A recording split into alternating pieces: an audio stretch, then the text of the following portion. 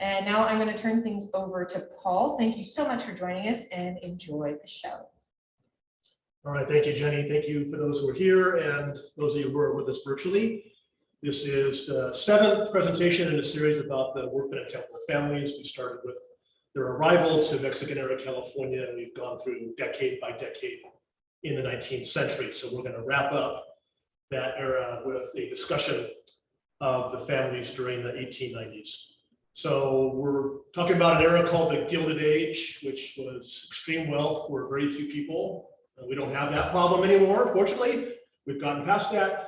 And so it's an era where you see a lot of extreme wealth and poverty, but also for people like Workmans and Temples, they were experiencing ups and downs as many of our own families do. So hopefully this is a relatable story in many ways. We'll be talking about different branches of the family, including those who lived here at the Homestead, but in other locations in greater Los Angeles. We left off last time by talking about the 1880s. There was a major boom that took place because the Transcontinental Railroad directly came to this area in the middle of that decade, and we saw a huge onrush of people. This is a good photograph from that time showing just how busy Los Angeles got. Not just its people and its vehicles, but you can see power poles and telegraph wires. Things were still relatively new and lots of new buildings. And booms inevitably are going to go bust. And so that will wind up happening as you get into the 1890s. And I'm not sure this is entirely reflected, but it does look a little less crowded on the streets there. And people who did come out in large numbers, it slowed down quite a bit as you got into the 1890s period. The Workman and Temple families had, again, these different branches. The mayor of Los Angeles during that boom, at the peak of it in 1887 88, was William H. Workman, whose uncle William was out here. That causes some confusion with people, as you can understand, between the two. But William H. was living in Boyle Heights in those years. He was a founder and major developer of that part of Los Angeles and had been quite involved before he became mayor and then remained so afterwards in terms of real estate, helping to bring transportation in. So on the screen here, for example, was a discussion of a new streetcar line coming into Boyle Heights from downtown, and they have a big meeting, and the ex-mayor shows up because he's got that prestige. And he can talk about why it's so important to have that line go into this growing area of town. Now, in the 1890s, you do see less development than you saw at the end of the previous decade, but it wasn't as if things just completely stopped. It was just as busy as it had been before. One of the things that he was involved in also during the 1890s was the Los Angeles City Parks Commission. He was always very interested in this. Now, sometimes parks go hand in hand with real estate because if you build a nice park, then the lots around that are going to go up in value typically. Sometimes you build these where the land may not be the best for development. So Westlake Park, now MacArthur, is a good example of that. It was alkali soil. It's not probably going to do real well for real estate. So why not convert that to a park and then have the better lots around it, get the advantage of being near the park, having the nice views. So on the right is a photograph of Hollenbeck Park in its early years. If you go there today, quite a bit different. For one thing, a freeway cuts right through a corner of that park. And so the urbanization that we've seen in the 20th century has, of course, made a lot of changes out there. Now, William H. Workman was also interested because he was still running an estate in Boyle Heights where he was growing crops and he had vineyards and all of those sorts of things. He joined the Botanical Society during that time period. And then he was a member, a first president actually, of the Pioneers of Los Angeles. Now that term can mean different things to different people. So you might think the Native Americans, for example, would be the pioneers of any given area. But he joined this organization and became its first leader back in the 1890s. So just some examples of what he was doing during that time period. He had a couple of children that we'll talk about in subsequent presentations in addition to this one. His eldest child, Andrew Boyle, was named for his grandfather, who was an Irishman who bought property in what was called Parlon Blanco, or White Bluff, just east of the Los Angeles River across from town. And after Andrew Boyle died, then William H. Workman developed it into Boyle Heights. And so the namesake grandson became known as Boyle Workman. He was assistant to his father during that mayoral term. And then Boyle got involved in real estate. He had a partner named William May Garland, who became pretty well known in our area, one of the big developers of downtown Los Angeles, and much later was the head of the Olympic Committee for 1932. So they were business partners during the 1890s in the middle of the screen, or just one example of advertisements that they took out to sell property in Los Angeles. Boyle had some interest in politics as well, and he ran for city treasurer in 1896. Did not win that campaign, but he was definitely interested in pursuing that. And later on, we'll talk about in the next presentation later this year that he is going to assist his father when William H. Workman jumps back into the political arena and becomes city treasurer himself in the first years of the 20th century. The second child, daughter Mary Julia, is representative of women who are able in certain classes of society, because this is a wealthy family, to get involved in a lot of civic activities. And not to mention her fantastic costume and hat in this picture from the 1890s. She was a college graduate, and there were not very many women who were doing that at that time either. She went to a college up in Oakland called Holy Names. And so she was a graduate up there in, Sacred Heart College, I got the wrong one. Sacred Heart around 1890, one of the few graduates from Los Angeles there. And then she waited a while and went to the normal school, which was the state educational college. There was one in San Jose first, and then one opened down here in the Angel City in the 1880s. So on the right is a discussion of a class party for the normal school. And she's way at the bottom of the list now because it's alphabetical. But she wound up going into teaching, which was a profession a lot of women obviously would have done in those years, particularly unmarried women. She never was married.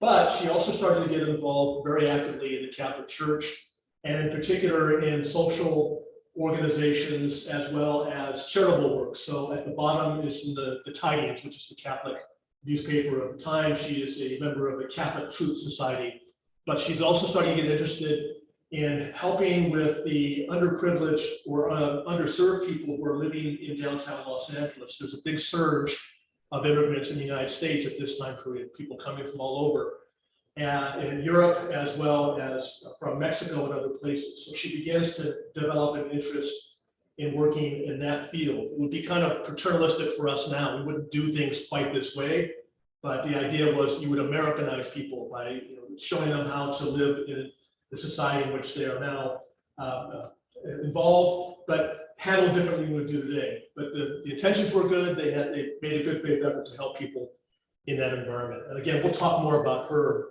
in subsequent presentations too, because she became pretty prominent in Los Angeles. Now, another branch of the family that lived right next door to the Workmans we just talked about is the family of Joseph Workman. Joseph's parents, William Workman and Nicolaso Urioste, were here at the Homestead where we are today from the 1840s until the 1870s. In 1870, when Joseph got married to a young woman from Stockton, the father gave his son about 800 acres of land. Joseph settled on that for a while, raised sheep and farmed and all that. He decided to move into Boyle Heights in the early 1880s, having bought a lot from his cousin, the future mayor I just mentioned before. So Joseph built this very fine home on Boyle Heights on Boyle Avenue, next door to his cousin, and leased out his place here at La Puente to tenant farmers.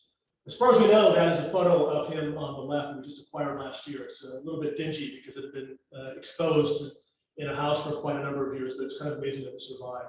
But Joseph was living a very upper middle class or upper class life with his wife, Josephine Belch, and their several children. And then things are going to start to change. And that's part of the story we're dealing with today, is that his cousin and that family did very well financially. Joseph appeared to be for a number of years, and things start to change. And this is going to be a common thing for a lot of people during the 1890s. Part of it is that a national depression breaks out in 1893. That was the worst in American history to that date. It will not be the worst in American history afterwards, but it was at the time. And also there were 6 years of drought during the 90s decade. So if you were a farmer, that could be an issue too. Now, he's not farming himself, but he's leasing land to farmers. And if they're not making money, there could be a problem for the lease. So there are a variety of reasons why things could happen. Also just personal reasons. Sometimes people enjoy their lifestyle and they keep spending, and when things change, they have trouble adjusting to things differently. We don't really have a lot of details about this. But at the top, Joseph decided to try in the early 1890s to sell some of this property out here in the Rancho La Puente. Good for growing walnuts and citrus and deciduous fruits and all of that. But shortly after that, we start to see things like foreclosure suits. So at the bottom, the German-American Savings Bank was filing for foreclosure on mortgage on a lot on Boyle Heights. That's his house I just showed and his property with $4,500 in interest. Not an insignificant amount of money to be in debt with at that time. There are other examples of this as you go through newspapers and that sort of thing. And so you can really see where the problems start to come in. There would be summonses for the proceedings, and then you have the notice of foreclosure sale coming down the pike. This is in the mid-90s on the right, talking about the properties involved, both Boyle Heights as well as the 814 acres here at Rancho La Puente. So what wound up happening before I get too farther along is the foreclosure happens. A man named O.T. Basyes comes in from El Paso, Texas, and he takes the property by basically paying off the debt and then occupies the property. So people who live nearby might know the Bassett community, and that is where this property is located, close to the San Gabriel River. Basically today, if you know the 605 freeway, the 10 freeway, Valley Boulevard, in that section is where this property is located. Yeah. What's the way that they're talking about the track? 94.5 rods north, 75 degrees. What is a rod? Yeah, so the question was about the definition of chains and rods. So what they're doing is they're just marking off the boundaries of the property. So how the stake, and then they literally would have a chain. Rod is the unit of measurement. I don't recall it offhand exactly how long that is. I've never seen that before. Yeah, standard surveying terminology for that. The good thing is usually they'll tell you at the bottom somewhere how many acres it is. And that's a little more relatable to us rather than trying to figure out where they're going in degrees and that sort of thing. Yeah. So Joseph winds up losing his both properties, his fine house in Boyle Heights and his ranch out here at La Puente. Not surprising, he and his wife split up during this time. So there may have been some issues with personal spending and disagreements about why this all happened. A lot of marriages, of course, break up now because people have financial issues. So they went their separate ways. And we're going to pick up the story with Joseph's daughter as we get into the 1900s part of this and what wound up happening with some of the branches of the family. All right, now we're going to jump over to the Temple family. That's because Joseph, who we just talked about, had a sister, Antonia Margarita. There were only 2 children in the Workman family here at the Homestead. And Antonia Margarita was long married to a man named F.P.F. Temple, who was president of a bank with his father-in-law, William Workman. The bank went belly up in the 1870s. We talked about that a couple of talks ago. And for the next 25 years, the family had a lot of struggles. Again, this is a consequence of a once wealthy family losing almost everything they owned and just the difficulties in trying to adapt to a radical change in their lifestyle.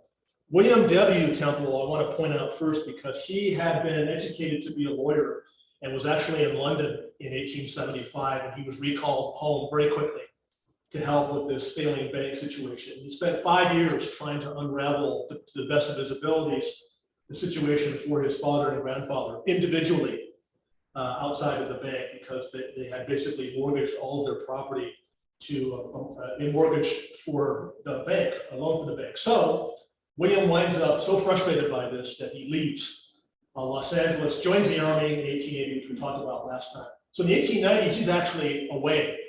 He was in the Army until mid-80s. He then musters out, and he winds up going to Mexico for most of the next 25 years and lives in Mexico City. It's a little hard to find information about that part of the world at that time, so we have kind of a lot of gap here. But the one thing I wanted to point out is at the bottom of the right side of the screen. It says William Temple to John H. Temple. Track commencing at a fence post, but it's the La Puente Homestead, so-called. I like that part of it. For $3,000. That's this property here, which after the collapse of the bank and the loss of most of the family fortune, 75 acres, the Workman house, which we still have here, a water tower, cemetery, other outbuildings. was retained by the family.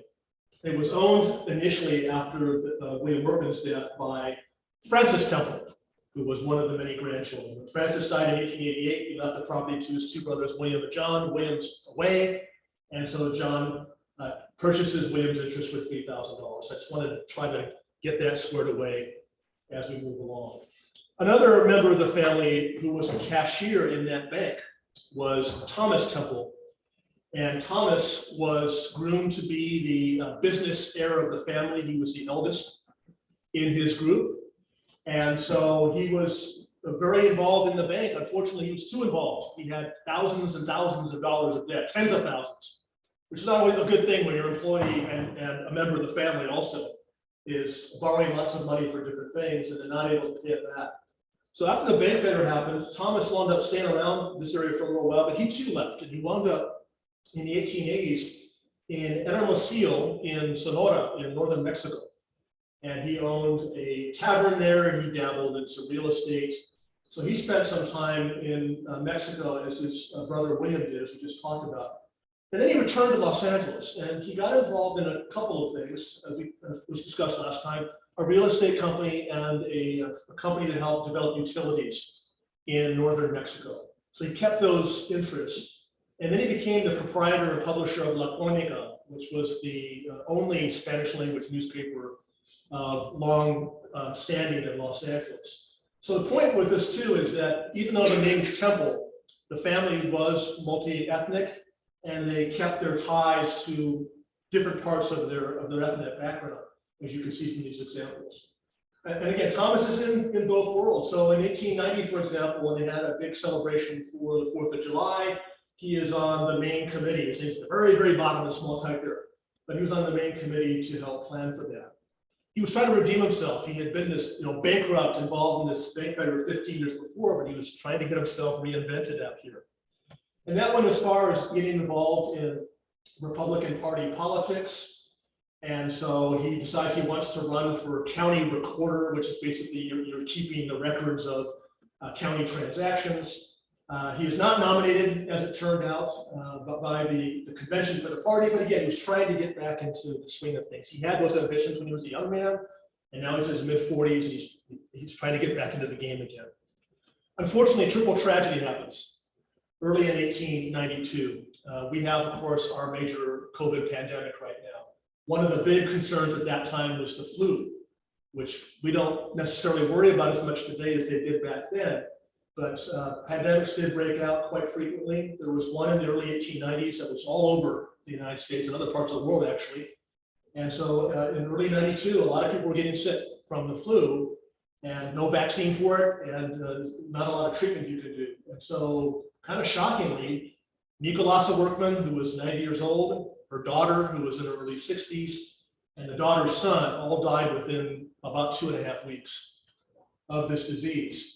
And so it appears Mrs. Workman got sick first, and then her daughter is caring for her, and so she catches it.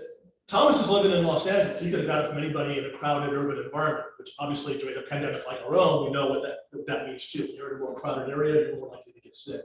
So just reading these articles can be very interesting. They call it the flu la grippe, which is a French term that's on the left there of this article. And sometimes you get little references to what the family was doing. There was one from Mrs. Workman where they said, her death reminds us of tragic history back in the 1870s with the bank failure that I talked about a few minutes ago. So that reputation or legacy carried on for a long time. People remember the names Workman and Temple because of a bank failure that was the first major business collapse in Los Angeles. So it was kind of like adding insult to injury for the family. They're mourning their own family, and here's the newspaper saying, oh, by the way, we should remember the terrible things that happened before that as well. We just got a donation not that long ago from one of the Temple family. And so a couple of these documents just were brought into the museum collection, including the death certificate for Mrs. Workman. And you get interesting things about the treatment and all that, but also the race was defined as Spanish. And she wasn't born in Spain, she was born in New Mexico. She probably, obviously had Spanish ancestry, but it's just interesting to think about how people are talked about. And on the bottom left is a reference I talked about just a minute ago about, oh, since she passed away, we can talk about all these things that happened with family before. It was really interesting and helpful when we get donations from the family for things like this. It really helps to fill in the gap in a lot of the stories of their lives. All right, it was a big family, these Temples. And so I wanted to mention the two surviving daughters. Lucinda was the oldest. She was in her 30s in the 1890s. She had married a young man named Arnaz, not Desi Arnaz from I Love Lucy family, but same name. But the Arnazes were from Spain. They were very big in Ventura in the 19th century, and then moved down here to Los Angeles. She married a young man named Manuel. Unfortunately, he appears to have been an alcoholic, which was not uncommon in those days, and he just vanished. So she had to file for divorce on basically the grounds of being abandoned. And then she wound up marrying another Manuel named Zuniga. And Manuel Zuniga grew up in her neighborhood. This is the Whittier Narrows section, south of Almani, a little bit north of Whittier. And Manuel's family lived just maybe a mile or so from the Temples down there. So they got reconnected. So Manuel is standing behind Lucinda in the photo on the left. They were married at the very end of the 1880s, and then they lived in that section. I'll show you a picture in a moment of where they were living and working. On the top right of that picture with the mustache there, that young dashing looking guy is Charles Temple, another member of the family, Lucinda's brother. And then the lady with the veil there, I think she was in mourning. I think her husband had just died. It's Julia Davis Cruz, who was basically raised by the Temple family and helped care for some of the children in that family. So family portrait there. On the right is Margarita Antonia Temple. She was the second surviving daughter of the family. She wanted to marry one of the Rowlands from this area out here in the San Gabriel Valley. And in the 1890s, they were living in Los Angeles and also here in the La Puente area. Her husband was a deputy sheriff. He'd also been a druggist in Los Angeles for a while. So there's Lucinda, Zuniga, somebody put an S instead of a Z on the bottom there. But she is standing in front of a store and saloon that her husband owned. You can see his name on the top of that false front. So those are all false fronts. What that means is you're just wooden frontages there. Behind that is an adobe house that was built in the 1860s. It was called the Basyes adobe. We'll talk about the Basyes family today as well. And if you come back with us and follow the story along into the 20th century, you'll find that her brother Walter wound up living in that house later on. I see the hills back there in the back, just right back there. Oil was found there by one of her nephews that restored the Temple family fortune. So there's really interesting dynamics to this family history. This is real close to Montebello today. The Rio Hondo is a little bit to the left of the picture, and the person was standing pretty close to San Gabriel Boulevard, which still runs through that area today. Okay, I already mentioned Charles. We saw him a little while ago. Cut his hair quite a bit on the right there. Still has his mustache. And then Walter. So these are the two youngest of the Temple family group. There were 8 adult children. We've already talked about, I think, all of them. And so Walter and Charles were the youngest ones.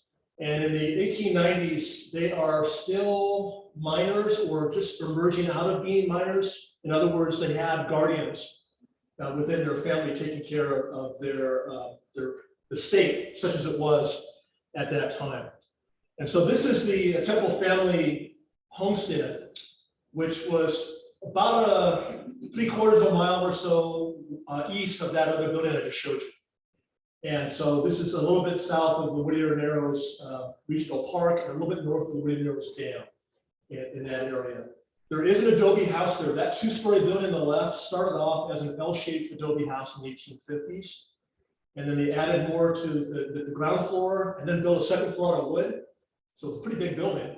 And on the right, they built a French Second Empire brick house. The Temples had a lot of kids and a lot of people that they were taking care of. Nothing out there today that would even remind you of what this would have looked like. But you can see from this photo, it's kind of run down. It's kind of reflective of the family's fortunes. In the 1870s, they were the wealthiest family probably in the Los Angeles area, but by this time, that was long gone.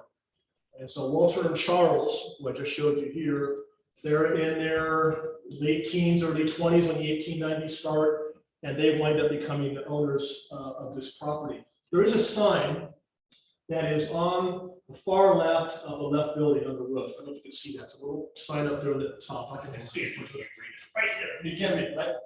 I read it once. And it actually says G. Piuma Winery. There was an Italian who was leasing part of that building for his winery. And Piuma wound up becoming a pretty prominent guy in Los Angeles winemaking circles until Prohibition came along in the 20s, and then that all went away. But in any case, they were doing that a lot, the family, leasing parts of the ranch out to other people, hoping they could get some income to live off of, because 50 acres is what they had there, whereas here they had 75, and that's not a ton of land. So you still have to pay taxes and all that. So what you're trying to do, if you can, is to make your property workable, to be able to afford your taxes and whatever it may be. All right, so Charles would like to be dashing. I like this picture because he's got his collar turned up, he's got his hat kind of turned right in front of his head there. He's got like a cape on or something. He is posed with his brother-in-law, Manuel Zuniga, who we saw a little bit earlier, and the young man in the front is James Basyes. So remember I showed you that photo of that building with the false fronts? James's father built that house, and that's where he grew up. And then they moved on to other areas, nearby. And Manuel is owning that. He's got his saloon and so forth there. And Charles thinks, now that I'm old enough, maybe I should open a saloon. So in that building, the large one on the left, he opened a saloon. And so that was his way of trying to make a living. In the meantime, Charles at the very bottom of the screen marries Raphael Basyes, sister of the guy sitting down there. This is 1898, and within 6 months, she's dead. And the family is not happy about this. They think something's going on. And there's no evidence that we've been able to find about what happened to her. It could have been she just got sick, and there's no way to know for sure. But what had happened is the young Basyes sitting in the chair, and Charles started to have a little bit of a feud. So on the right, old mission feud, shooting a fray between two enemies. One was badly hurt. So what happens is they basically have a duel. This sounds like something from, centuries ago or the South or something like that. But these guys decide they're going to face off. And it turns out that Charles got the pull of the gun a little bit faster than his brother-in-law and fired off some shots, but wasn't very good at it. Most people aren't, actually. And James was a little better. So when he got his gun out, he shot Charles through the shoulder. And then a few more bullets went off. And then Charles is laying there injured. They take him to get treated. And it just so happens that Charles's brother-in-law, his sister's husband, Sam Rowland, is a deputy sheriff. So that's convenient because now we can arrest Basyes, and there's a hearing and all that sort of thing. But wouldn't you know it, by the time this is all over, it says at the top, they're best buddies again. And it says at the bottom, a few minutes later after the case was dismissed, the two men were seen grasping each other by the hand, and it was evident that the feud was declared off with an equal distribution of honors. So as long as you can say, my dignity is intact, everything is fine. It won't be fine. Next lecture, next presentation for the 1900s, there'll be another feud with a different Basyes brother. And that's even crazier than this one. So you want to come back for that story later on. All right, finally, we're going to get back here to the Homestead property itself. So earlier on, I mentioned that there had been this Francis Temple, his name's on the map there, who owned the property in the 1880s. He dies of tuberculosis.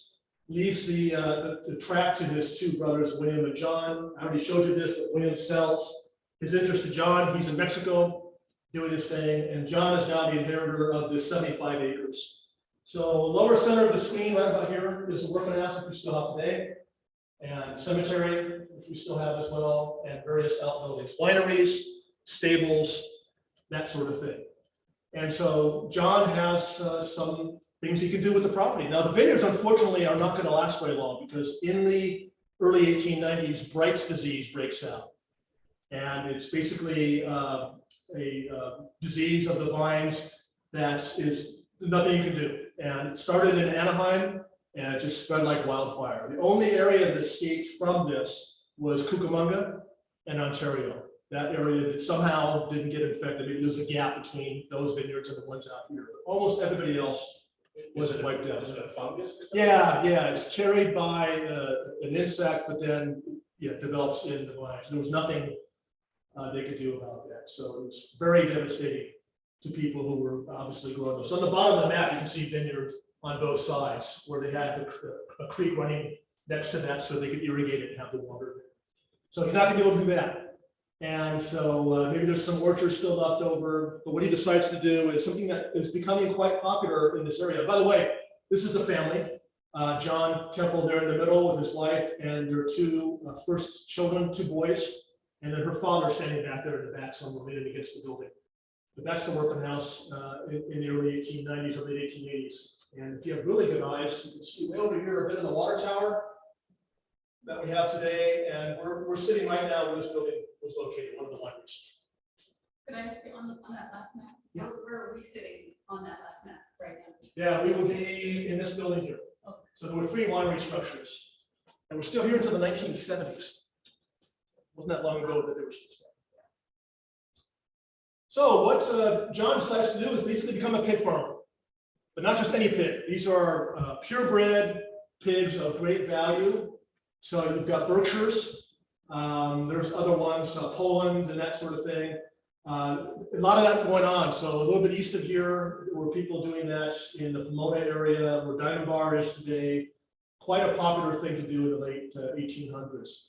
And he goes to agricultural fairs and all that. He wins first prize for his Poland China boars, and he gets first prize for a sow with 6 pigs under 3 months old. Interesting categories. I don't know how they come up with these things. But in any case, he's putting a lot of effort into this, and I would imagine a lot of money, because you're raising purebred pigs, not just any, and that's going to take some capital to be able to do. So hopefully, it's going to pay off. That's the goal. But what we start seeing in the newspapers every year from the mid-1890s to the end of the decade, he has delinquent taxes. And they report these in the newspapers. So if you find these, they can actually be kind of valuable information. So on the right, on the left there, it's 1 year where he owes $89, which doesn't sound like a lot of money, but he obviously didn't have it to be able to pay back. And then they'll fluctuate. Another year it's $72. And the good thing is they'll give you some descriptions. Now, again, like you were asking before, there's tons of chains and degrees and all that, but at least you have the map so you can kind of figure out where a lot of that is. And in the 1890s, these delinquent tax lists were very long because there were a lot of people who were not able to pay their taxes because the economy was not real good for most of that time. So what he does is he, very early on in the 90s, he borrows money from a group called the Northern Counties Investment Trust, which was based in England. And so there's a guy in Pomona, it's right in the middle here on the left, named Fred J. Smith. He's the agent for that company. And that's probably how John borrowed money. The guy's not living that far away. And so he borrows $8,000 in 1892, and he's not able to pay that back. And the interest is 10% per year, which is high, but it's not, super high. Sometimes it got much higher in different parts of the world back then. But within a few years, it goes from $8,000 to $12,000, which is kind of a big jump. So he is foreclosed upon at the end of the 1890s, 1898. And you can see the little article there, a heavy foreclosure. This is a fair amount of money back then. And interestingly, 2 days after the foreclosure, there was an article in the Catholic newspaper in LA saying that he had just been out in LA. He's going to go out to Puente to his ranch because he wants to check out the spring farming. So maybe there was some kind of deal made where he was able to recoup what he could from the yield that year on his farm, but he's going to lose it and wind up having to move on. So you've seen failures in different parts of the family. John and his uncle and other relatives within the family. What was the 75 acres worth? It says the bottom of the one over there. It said, Oh, well, yeah, in which the order foreclosed and sold. What was that worth? The 75 acres? well, it's the $12,000 was what was owed Right. to it. Did he get anything? I mean, do you know what it was worth when it was sold? I haven't seen any description of what the assessed value of it was. I would imagine quite a bit higher than that. Yeah. That's usually how it is. Some of these tax sales, you can get huge properties for very little money. If someone didn't pay their taxes, and you just paid for them, you get the property. I've seen where there's like $65 tax payment for thousands of acres of land. It's kind of amazing. Yeah, I was going to skip this, but if you notice the name on there, it is it on this one? Anyway, the person who wound up paying the $12,000 was Fred J. Smith, that guy who was the agent for this. So probably he's reporting to his bosses back in England, hey, I've got the money. Why don't I just buy the property? They're not going to care as long as they get their money, right? So that's probably how that worked out. So Fred Smith winds up owning the homestead after John lost the property. So that's where things, oh, here it is, yeah, it's on this one, where it's Fred Smith's name there on the bottom when he pays that off. And so on the right is a really interesting drawing. This is Eros, a Greek god, and basically it's one century kissing the other. So the 19th is going away and the 20th century is taking over. At the top it says, Earth wooed by the spirit of the 20th century. So people are thinking this is going to be a really great thing. And of course, in many ways it was, but that's where we're going to leave it for next time. We'll come back and talk about what the families did in those first years of the 20th century. So I want to thank you all for joining us today, virtually and in person. The next part of this series, the title will probably change, but in September, we'll pick up the story with the first part of the 20th century with the families. In the meantime, we have some upcoming events. There's an open air art day. We encourage anybody who's got an interest in art, whether you're good at it or not, does not matter at all.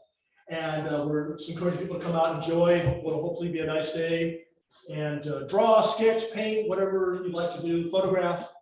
And that'll be Sunday, May 15th from noon to 4.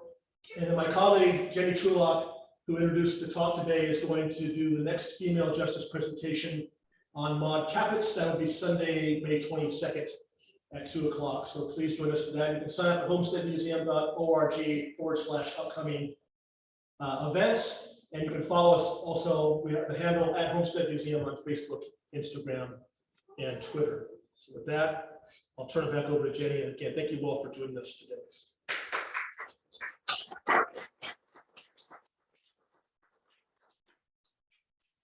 So we are open for any other questions, comments. What was the first one, September, what was it, 22nd? Oh, September, we don't have, well, there may be a date, but I didn't put it, I just put, Well, I know the May 22nd, I thought there was something for September. yeah, the next version of this talk will be in September. I just don't have the date. Keep an eye on our social media website.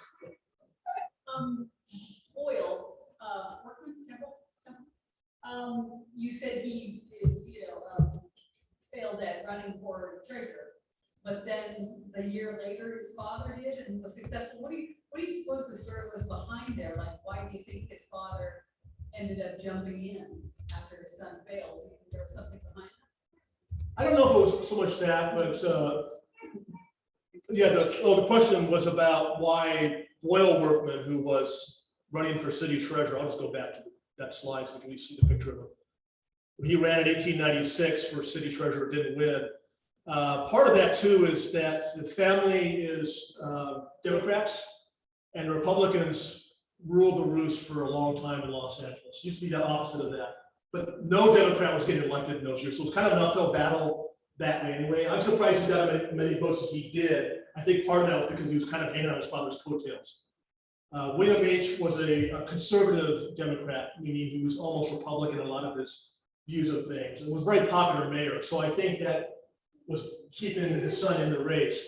And so when the father decided to run for city treasurer, I think it was personal, personal liking of him. And he was very popular. He was called Uncle Billy.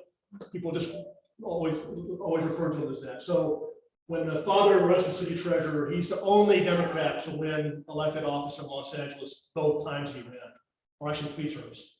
So yeah, it's kind of a combination of being popular, but also being a conservative Democrat and having a chance to win when most people could not. Sunny asks, on the photo of Lucinda, it's written stepmother. Could you explain that? Sure thing. It's at the bottom. Yeah, it was at the bottom. So Lucinda married Manuel Zuniga, who had been previously married. This is an area with not a lot of people, so the intermarriages are very, very interesting. So Manuel Zuniga was married to a woman named Carmel Davis.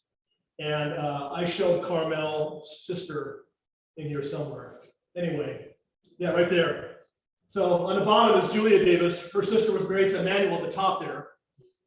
Carmel dies, and Manuel, who's got 2 daughters, marries Lucinda. And that's why I said stepmother, because one of the daughters had this photograph. And then it was passed on and donated to the homestead maybe 2 years ago. But yeah, and she was not a popular stepmother. Her stepdaughters didn't live with the father and the stepmother. They lived with the aunt. Julia, so that's what that refers to. Great name of a saloon, Old Mission Saloon. Yeah, Yeah, you always want to be tied to a mission if you have a saloon. well, yeah, and the original San Gabriel Mission was literally across the street from this. So just behind the photographer, there's a plaque, maybe 75 yards to the east of or the west of this photograph to the right, that Lucinda's brother put up in the 1920s, identifying the San Gabriel Mission as having started there. So that area was called Old Mission because of that for quite a long time. There's not a lot there now, but in those days it was a settlement of people, mostly Latinos who lived out there, a few sprinkling of Americans and Europeans back then. Well, there's a wine. They have grapes all around there too. The question about about grapes, yeah, there were grapes being raised down there off and on too. But again, when that Bright's disease came in, that pretty much wiped it out. Nobody lives there now because of the dam that's considered to be a floodplain. So it's not really allowable to live there anymore. But we have the park and some of the things that could be developed as part of that. So. Mary Bartley just says thank you again for another excellent family program. And Mary's a descendant, so nice to hear from her. So thank you, Mary. Any other final questions, comments in the room? Not this word, but there was a whole bunch of them like over the cross when you said did it start kind of like a family business or was it like you didn't do much? Yeah, the question was about opening a saloon. Was it a family thing? Yeah, unfortunately, Americans drank a lot more back then than they do now. It was a very big thing, and there were winemakers and all that around the area too. A lot of Italians were still living out in that location, so that's part of it. Yeah, it was an easy business to have. Unfortunately, it could lead to problems, and we'll talk more about that next time in terms of some of the the shootings and other things that happened. But yes, that was a pretty common thing to have. Thank goodness that doesn't happen anymore. Well, yeah, but there were a lot of things said about Los Angeles being the angel city and having more saloons and churches and all of that, because back in those days, there were a lot more of those. And liquor stores and churches still. well, yeah, It's really cheap. but you brought that up, and there was a big movement to try to limit saloons in those days. So they called it the dry movement. In other words, you don't want to have alcohol being served. So increasingly, they're starting to pass laws in towns and all that, saying if you couldn't shut them down completely, you could at least limit the hours they were open. That sort of thing. And within about 20 or 25 years of this picture, we had prohibition, which was supposed to end all of that. Not that it did, but that was the intention. But thanks for asking that question. You had said that this one's gonna be on your site, since it's the first one I've ever seen. Are the past ones available to be seen? We have a YouTube channel that has quite a few videos now. We've built quite a nice library. So whether it's female justice, which Jenny has done most of, or it's these presentations, and there are other things on it, but there's a YouTube channel for that. So if you just put in Homestead Museum under YouTube, you'll find it very quickly. Yeah. Paul Workman is also on, so he wanted to thank you also for Okay. a great program. Thank you, Paul. Okay, any other final comments, questions? Give those online a second or two more to type in any other comments or questions. We want to thank you all very much for joining us today, and we'll be also sending out an email blast about other upcoming events. So if you do not subscribe to those email blasts, you can find those a link to sign up to that from our website, which is Homestead Museum, all one word, .org. And I think we're good. So thank you all very much for joining us today. Thank you, Paul, for another great program. See you in September. Oh, Thank you so much. thank you. To wrap another one in the can for you.